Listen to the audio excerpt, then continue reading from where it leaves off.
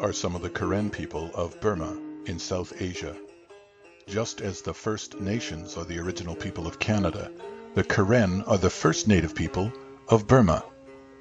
This is the story of how the Karen came to faith and how they came to Canada.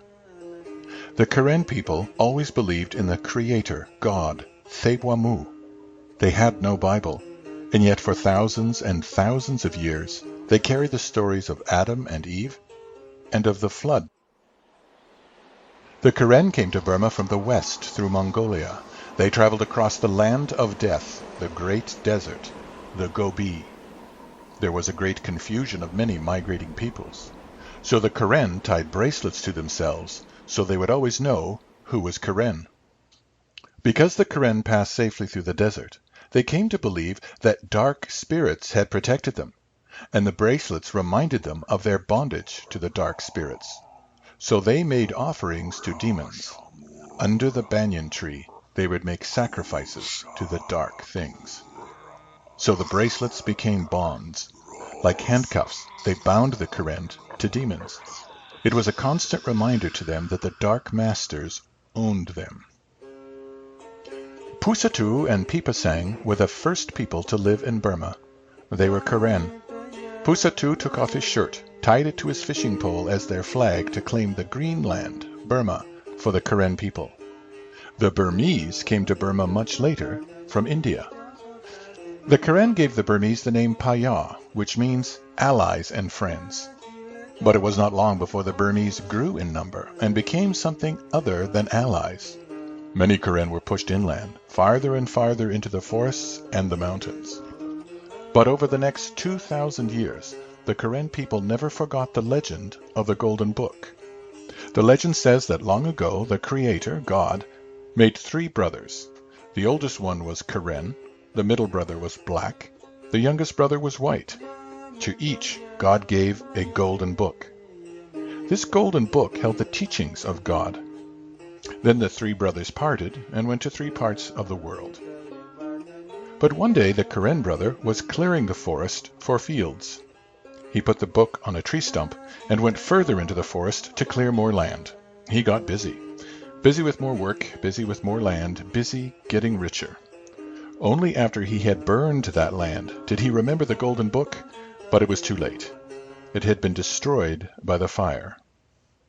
The father of all Karen wept. His brothers were much too far away now to share their golden books with him and his family.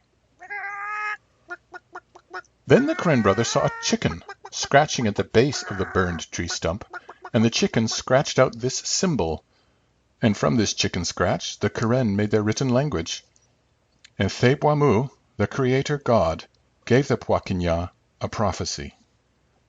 Gold and silver book, God's own book. The book that disappeared will once again appear from the white brother. This legend was told from generation to generation to generation, and the prophecy also warned them to trust only the white brother who came by water on white wings.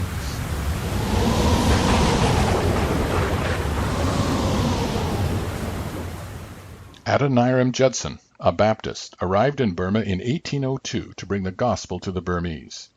Judson bought out of slavery a man named Kothafew and hired him to be a servant. Kothafew was a gambler, a thief, and a bandit. Kothafew was also a murderer. He had killed over 30 people. But Kothafew was also a Karen. Even though his own people had disowned him, Kothafew knew the legend of the Golden Book. One day Judson took out his big pulpit Bible, with gold edging the pages and gold trimming the cover. In one moment, Kothafew realized that this was the golden book of the words of God, and that Judson must be the white brother.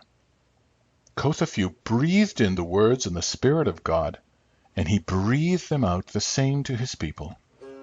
Kothafew took the white brother and the golden book to the forest and to the mountains, and when the Karen villagers saw that the prophecy had come true, they cut the bracelets from their wrists and they threw their bonds into the fire. Kothafew personally led over 1,000 of his people to Christ. They soon breathed in the Spirit and the words of Jesus, and they breathed the same out to other Karen and even to other people groups in Burma. Canadian Baptists have been working with the Karen for 168 years, in Burma, then in refugee camps in Thailand, and now in Canada.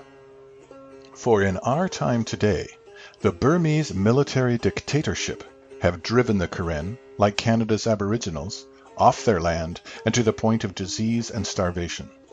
They have driven the Karen across the mountains into Thailand. But now there is another legend growing, how the Karen wandered in the wilderness like the Hebrews and lived in tents for many years in Thailand. But one day they came to a land of promise. They took flight on giant birds with silver wings. They came to a land of white and black and brown, brothers and sisters. They came to a land of peace. They came to Canada.